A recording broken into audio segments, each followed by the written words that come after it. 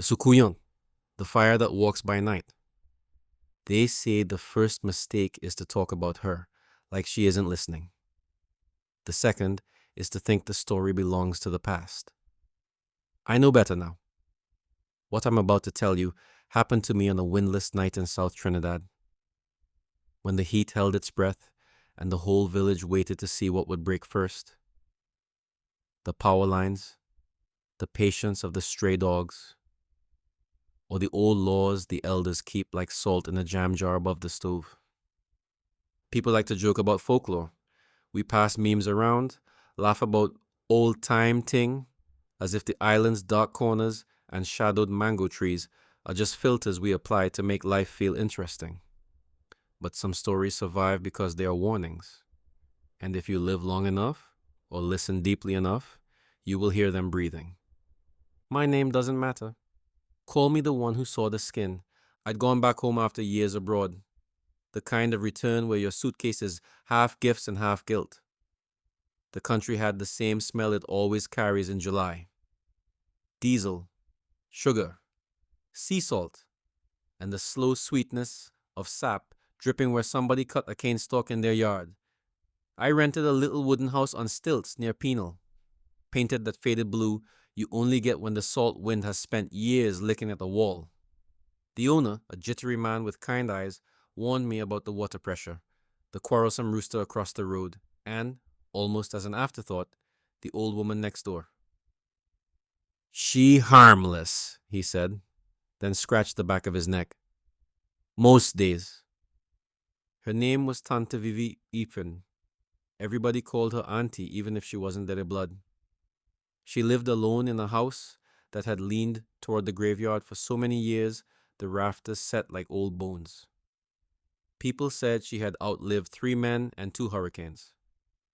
Her hands were like the roots that push a culvert out of shape, gnarled, but full of a life you can't cut back without consequences. She sold herbs in bundles, tied with pink thread. She kept a mortar and pestle on her front step, a smooth black stone bowl that looked older than the asphalt on the main road. I noticed her the first evening, sitting in her gallery chair, the kind with the woven cane seat that leaves a pattern on your legs. She wasn't knitting or reading or watching the news. She was just watching. Not me, exactly. The way a hawk watches the shape of a thing moving in tall grass. She smiled when I waved, and I thought I'd imagined the way her eyes reflected the sun too long for human pupils. That night, the power flickered. Down here, blackout means the world becomes a memory of itself. You light a candle, and the house changes shape. Walls lean, windows look like trapdoors. Your own reflection in the glass is a stranger. The radio quiets, the night gets his voice back. Frogs take the mic first, then crickets, then the distant rumble of a maxi breaking too late. Then the silence between all those noises where older things live. I sat by the window with a sweating glass of Morbi and the kind of nervous energy people get when their phone reads 23% battery and the internet has wandered away. I could see Auntie's house through the breadfruit leaves, its roofline breaking the moonlight into careful pieces. Everything felt suspended, as though the whole district were waiting for someone to admit they'd heard it too. It started with a whistle, not from a mouth. This had edges, like the world was a bottle and some unseen thing was blowing across its rim. I thought, storm coming! But the air was still. The candle flame didn't flicker. The dog under my house didn't lift his head. Then the room warmed. I don't mean heat the way the island knows heat. I mean warmth, like the kind you feel when you stand too close to an open oven. The hairs on my forearms rose like antennae. The glass in my hand felt cooler by comparison, wet and alien. I put it down slowly. The whistle deepened, slipped into a soft, rhythmic sound like breath. The elders say, when the night begins to feel like an animal's mouth, count your sins. I counted my windows. That's when I saw the light. Not the clean swing of a flashlight beam, not the jittering lurch of a lantern in clumsy hands. This was a roundness, a pulse, a red-orange globe moving low over the grass. No taller than a woman's shoulder, drifting like a slow carnival balloon that had remembered fire. It slid past the hibiscus, hugged the fence line, rose and dipped as if tasting the air. Ball of fire, people say, the Soucouyant. Old stories wrap new words over old bones, but this was the thing the words had been chasing. A brightness the eyes can't quite settle on, like the after image you get from looking at the sun too long. I could have told myself it was somebody with a torch. Trinis will find any excuse to lime in the blackout. But nobody moves so smooth, they never disturb a leaf.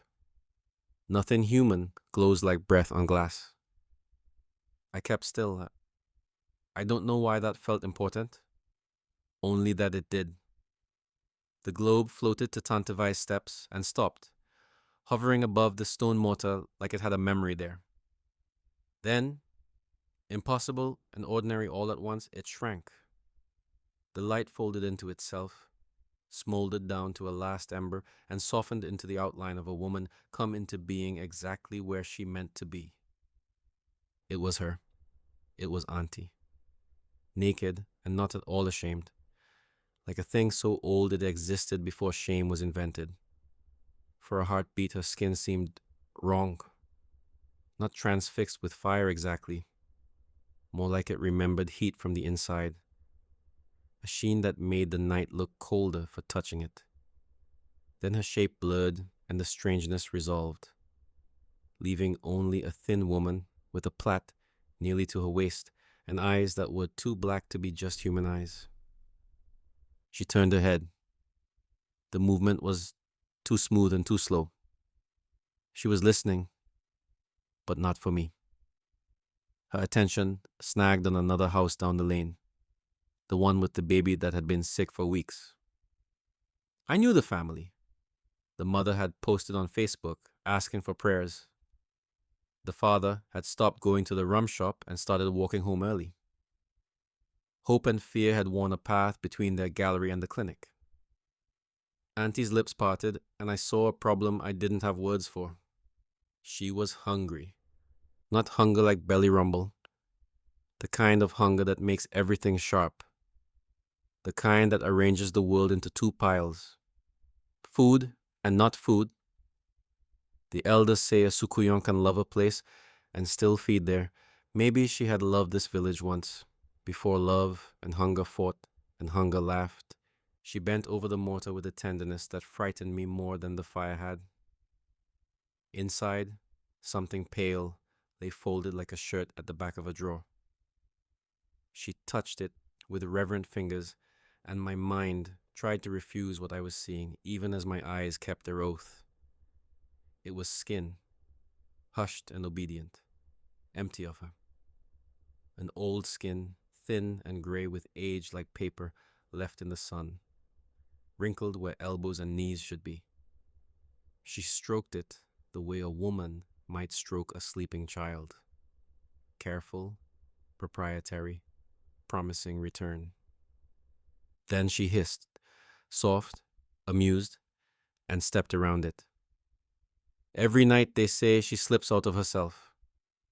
She unhooks the body like a dress with a long row of buttons, leaves the suit of who she is folded away, and becomes only the heat that her bones can't contain. They say if you find the skin and you salt it, she can't put it back on. The salt makes the seams burn like judgment. They say rice thrown across the threshold will make her stop to count each grain, buying you time because compulsion is the keyhole beneath every monster's mask. They say so many things. Each trick comes from someone who tried it and lived. I didn't know any of that in the moment. Not with my hands shaking and my mouth dry, not with the candle very carefully breathing. I only knew the shape of a decision opening in front of me like a sinkhole in asphalt. "Do something!" said a voice in me that sounded like my grandmother, the way she'd sound when she pushed the last of the cassava pone into my palm and said, "Take this, go." Do nothing, said another voice that sounded like the part of me that wanted sleep and safety and a return to the world where monsters are jokes we tell to amuse ourselves. Auntie raised her chin to the house with the sick baby. If you have ever seen a hawk commit to the dive, you know that motion. A relaxed certainty that the end of one thing is the beginning of another. She took one step, then another. And in between, her body blurred and folded, and what had been a woman became a breath drawn backward into flame. The ball rose, turned, and drifted down the lane. I moved without deciding. Later I'll tell you it was courage. Truth is simpler. The body sometimes remembers commands older than language. I slipped into slippers, took the jam jar of salt from above my stove, and stepped into night that smelled like dust and green wood. My heart was too loud. If monsters can hear lies, maybe they can hear hearts too. The mortar waited like a mouth. The skin lay inside, gray and terrible and human. The lines of years written all over it like a map. Up close, it had a seam down the back, an opening from neck to tailbone, as if the person who had first become this thing had followed a path their body had marked since birth. The sight of it made my stomach rise, made the rational part of my mind tap out. But the other part, the part that still knew how to count the steps to the river in the dark and where the couva ants nest, kept me upright. I poured salt. At first nothing happened. It lay there like a bag of secrets. Then the crystals began to sink into the grayness, to shine against it. The edges puckered. A smell rose like singed hair, like the back of a bus brake. The skin twitched, a reflex without a nerve. The seam began to sizzle, a message in a language I tried not to understand. The night took a breath. Down the lane the light faltered. People will tell you nobody truly sees the Soucouyant feed and then comes back to talk. Maybe that's true. What I saw was the setup. The drift toward a window, the hover, the way the light leans, and the house seems to accept it. Some old covenant of nights and women and birth and fear. Then the light stuttered. Once. Twice. Like a candle running out of wick. It recoiled, whirled, and in a heartbeat it was tearing back toward its house with a speed that left a smear of glow across my vision. I stepped behind the tamarind tree without think, pressed my back to its bark, and let the roughness anchor me. The light hit the steps and surged toward the mortar like a living thing that had outrun the rest of itself and only realized how far it had come when the door finally appeared. It hovered over the salt and made a sound like a tea kettle and a scream braided together. The air rippled. The dog under my house started to howl and then choked himself quiet. Then, the impossible part, the light turned human again, but wrong. Auntie's body knit around heat like a shirt pulled onto a coal. Where skin should have gathered, there was only the memory of skin. She was bright without burning me, bright like rage. Her face found my hiding place with an accuracy that had nothing to do with eyes. "Child," she said, and the word cracked in the middle. I stepped out. It seemed important to be seen. There are moments when the only thing keeping belief from crushing you is the stubborn fact of your own body still occupying its shape. I kept the salt jar in one hand, like a weapon or an apology. "It not yours," I said, and surprised myself with the steadiness of it. "Not tonight." Her laugh was older than laughter. "You think you save them? You think you save anybody?" The village was waking up. I could feel a tension like the way the air changes before rain. A window slid open. A woman's voice, small and brave, said a prayer. Someone struck a match. A rooster, confused by light where light shouldn't be, crowed like a man remembering a war. "Give it back," Auntie whispered. You don't know what you're doing. Maybe she meant the skin. Maybe she meant everything. Who teach you salt? She asked, and a sly look slid across her face like a shadow. Is your nanny spirit work? Your mother's mother. She used to sweep her yard with the broom turned wrong, yes?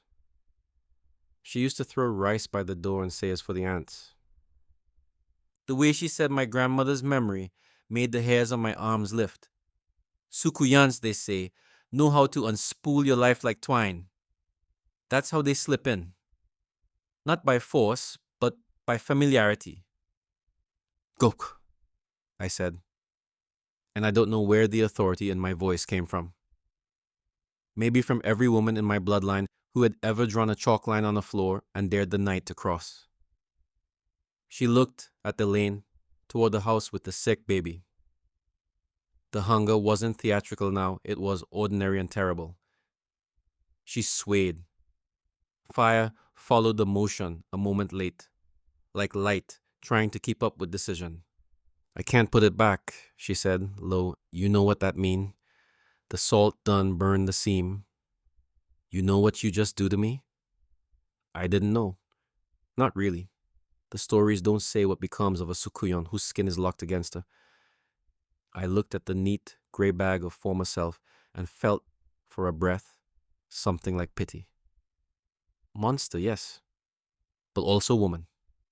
People do not become beasts for no reason. Somewhere before the long habit of hunger, there was a first night, a first decision, a reason that had once felt like survival. She must have seen that softening. She moved. Not toward me, but toward the mortar. The motion was so fast it made the air cough. I threw the last of the salt and half of the jar with it. The glass cracked. The sound startled a bird out of the breadfruit tree. Auntie hissed. It felt childish to have thrown, like I had reverted to schoolyard tactics against a hurricane. But the line of salt held.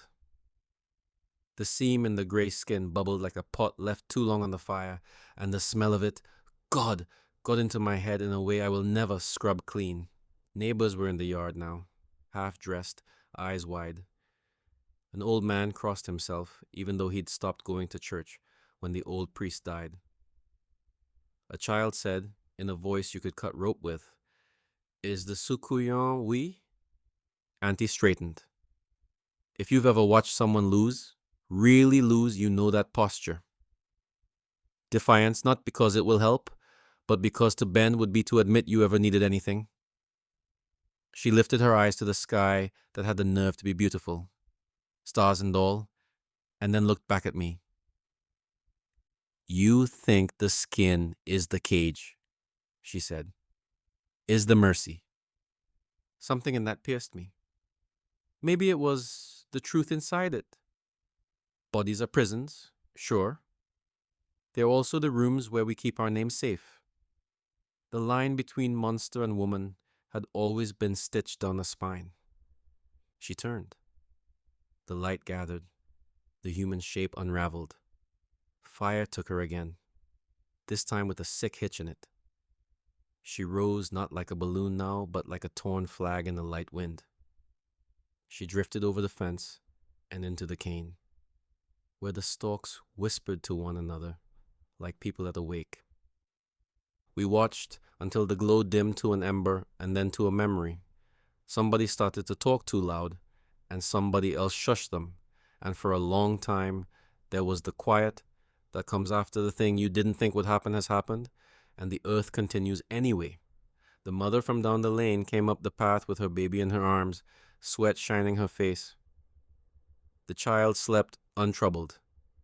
His chest rose and fell like a small tide. You see? She asked me. In that way, people ask when the question isn't really a question. I see. The old man gestured at the mortar. We have to burn it, he said.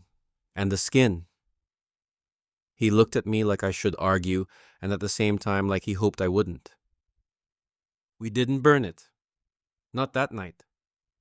It didn't feel right to make a fire where fire had just been a mouth. We wrapped the skin in a sheet and buried it at the crossroads before the cane field. The way the elders say, you bury troublesome things, so the roads will argue about which way to take them and keep them busy. We covered the mortar with a galvanized tub and 3 heavy stones.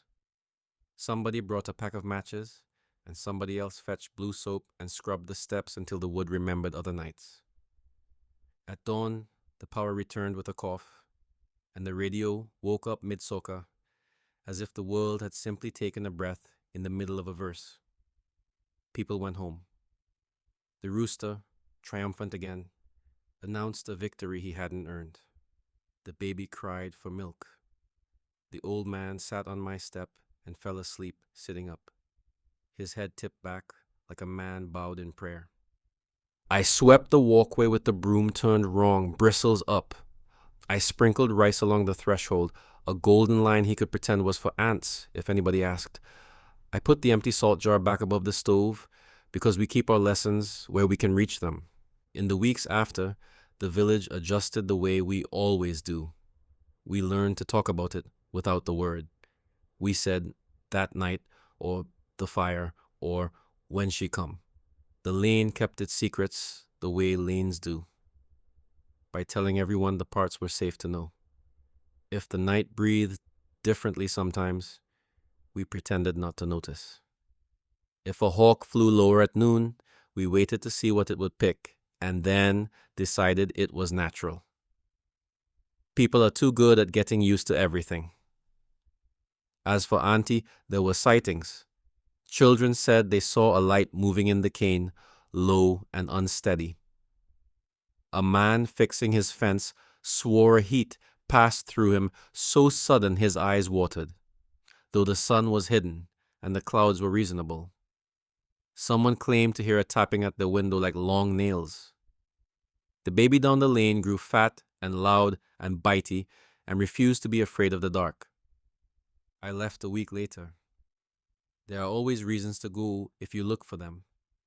Work, noise, air conditioning that doesn't blink.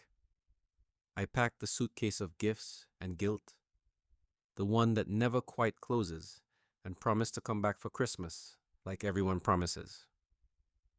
On the way to the airport, the taxi passed the crossroads. I didn't look.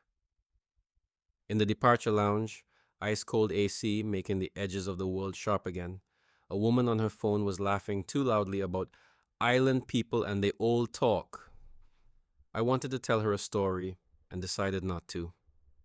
You cannot make someone hear a thing the night itself refused to teach them. But I will tell you, since you asked, since you are reading with the candle alight, since you are the kind of person who puts salt back where you found it. The Soucouyant is not gone. She does not disappear because we have ring lights and online banking and a new mall where the old cinema used to be. She lives where hunger and envy and old griefs keep their livestock. She lives in the corners of women who have been told there is not enough. Enough love, enough time, enough youth, and who set down their skin just to feel what power tastes like, only to learn that power is a mouth with too many teeth. If you hear a whistle and your room warms without permission, if the dog under your house lifts his head and does not bark, if the night feels like breath, count your windows. Turn your broom. Put rice by the door. Keep salt where you can reach it. And if you find the skin, remember what Auntie said.